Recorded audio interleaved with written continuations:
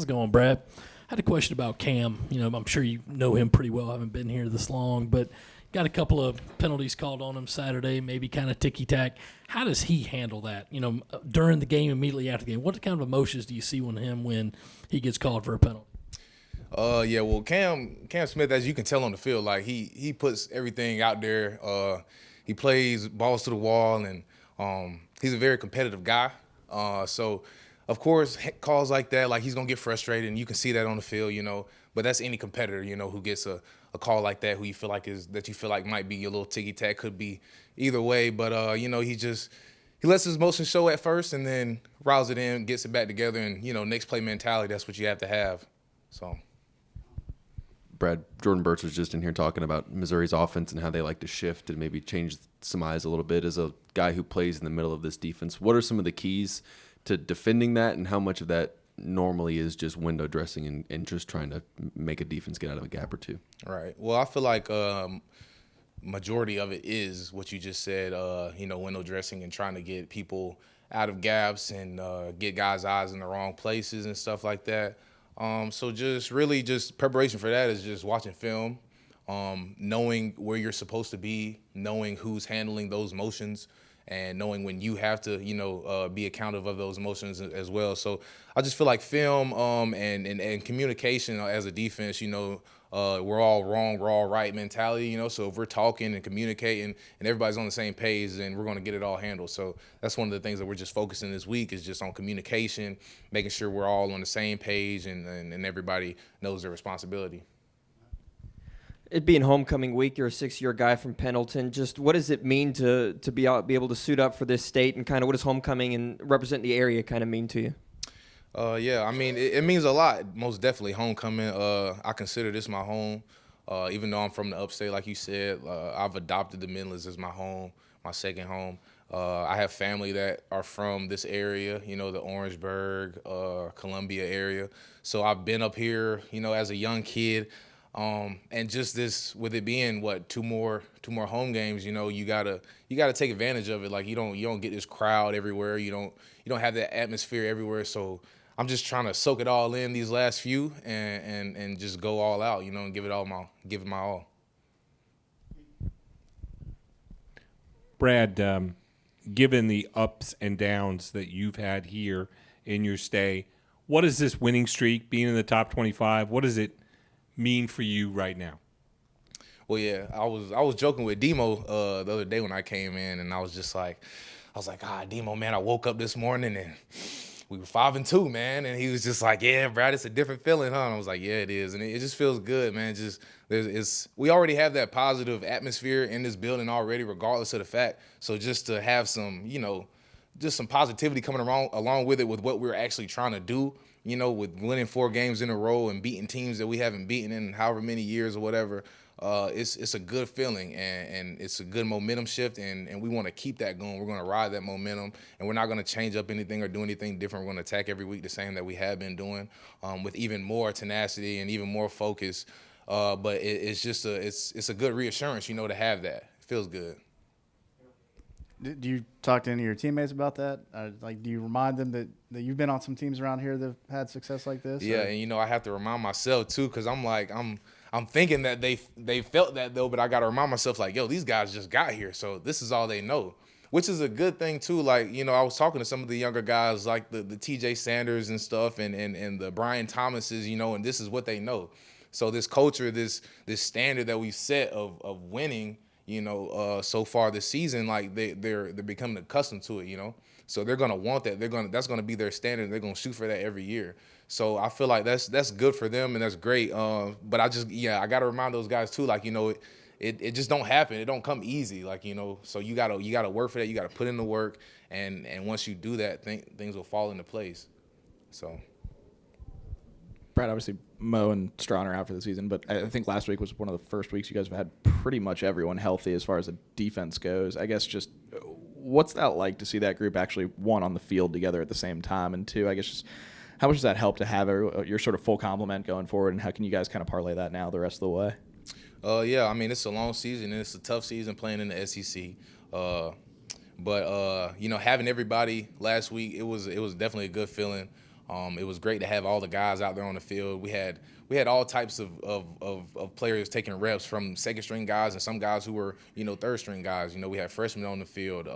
You got to see a mix of everything. You got to see the whole defense really out there playing a team game. And like Coach White, he brought us in on Sunday and was talking about how, like, this specific game wasn't really like a linebackers dominated or a defensive line game or a, DB game. It was a complete and total game from the whole defense. Everybody made plays, and that's what you want to see from a defense, and that's what we're going to try to keep going forward. So. Hey, Brad. Speaking of Coach White, he's gotten some, buzz the last couple of days about, potential head coaching jobs, with the job up in Charlotte opening and things like that. I'm just curious what stands out to you about him as a defensive coordinator that, could maybe prepare him for a head coaching role.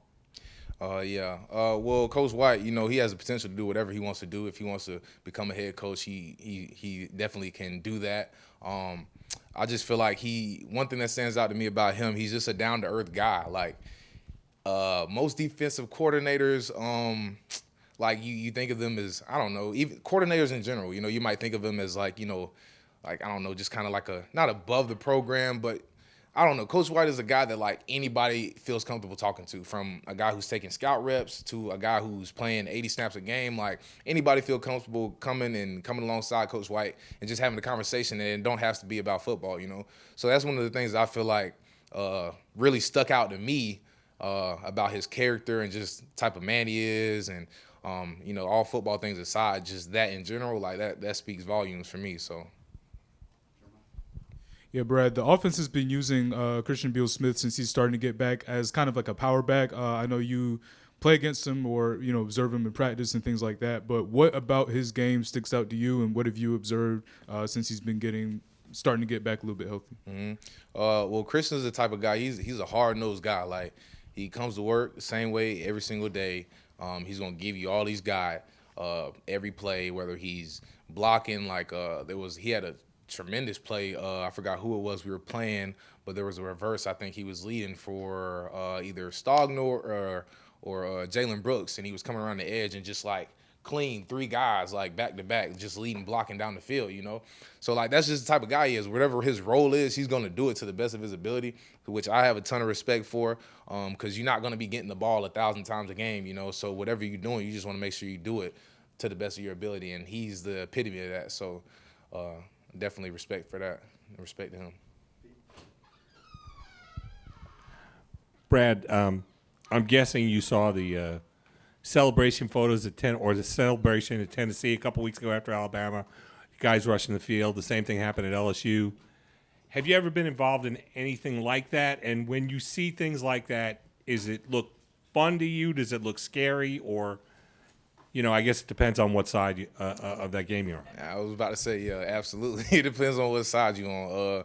But I mean, everybody wants that type of win. They had a huge win over there at Rocky Top. So I couldn't really even imagine it. Imagine that atmosphere that they had, because it was amazing. But just to watch on television. But yeah, every competitor wants that type of game, that atmosphere to come to life. But I mean, I'm completely content with the atmosphere that we have at Willie B every Saturday when we play at home. Like, the crowd's crazy, the atmosphere that we play in is ridiculous, and we're able as players to feed off of that and to go make plays. So that in itself is a blessing to be able to go and play in that atmosphere. But yeah, we all want that, the storm in the field and goalposts toppling and all that stuff. We definitely want that environment, and we want that to happen in that situation. And I guess you just have to wait till it comes. Brad, I hope I'm not jinxing anything, but this defense is holding opponents to 9 of 37 on third down over their last 3 games. How much improved is this defense on third downs this year, and especially over this last, 4-game win streak? I'll say we are very much improved on third down. Coach White made that a focal point for us, like, going into the offseason last year, because there was just a lot of times where we would get the third down, should have been off the field, and we allowed teams to stay on, and that in turn took away time from our offense for them to get back on the field. And that's the number one job as a defense, is to put your offense back on the field. So we weren't doing that enough, and I feel like us making that a focal point in the offseason, we've been able to tune in on a couple of things, fine-tune some things, and we went in with that being a focal point this season, and as you can see, it started to pay off, and we want to keep that trend going, most definitely, because that's how you win games, is you win third down. So. Hey, Brad, kind of a two-parter here. How do you guys, in the midst of everyone talking about you guys being ranked, in the midst of a 4-game win streak, how do you guys stay dialed in, stay focused, stay all business? And then is there also kind of a feeling in the locker room that you get this next game done this weekend, you clinch another bowl game? So how do you just stay focused between all this stuff going on? Yeah, most definitely. Well, I don't think it's really hard for us as a team, to be honest, because, coming into the season, I don't want to say we were expecting, some notoriety, but we expected at least, some type of respect, I felt like. And I felt like at the beginning of the season, us as a team, we really felt like we didn't receive any respect, We were favored to lose every single game. And, I don't know, we just, our players that are real playmakers weren't getting any love or respect, outside like some of the other teams were. So, now that we've started to go on this little streak and get some positivity and people starting to speak positive things about us, now we're starting to get pats on the back and stuff like that from, outside noise.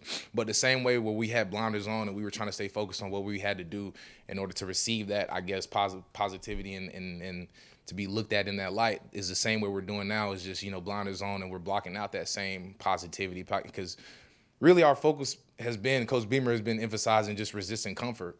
So really that's what we're trying to do, resist all comfort, and anything that's trying to make you comfortable in this week before we go into and go in on Saturday and play, you want to stay away from it. You want to stay away from those pats on the back and, all the love that you're getting from the outside noise from people who probably would be showing, some negativity to you if we would have lost those, you know what I'm saying? So you just got to stay in and stay grounded with the people that you're working with, grounded with every single day, and move on to the next one. Every week is a new season, and that's how we're looking at that. Just resisting comfort.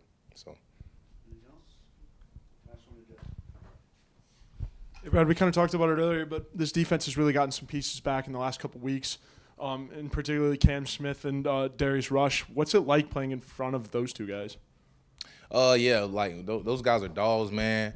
They're masters at their craft, and they perfect it every single day. They work at it every single day, and we have confidence in those guys the same way they have confidence in us filling those gaps and fitting those runs. So, just to be able to have those guys back there, we have faith in them so that we can have even more confidence to go fit those runs and play downhill and to truly stop the run. One of our focal points in winning and our plans to win in the games, stopping the run. So us as linebackers feel good having those guys out on the side, man, because we know it don't matter if we got Rush or Cam out there on the island, they're good. We're not worried about that and looking over our shoulder, you know what I'm saying? And that brings peace of mind for us so we can go play fast.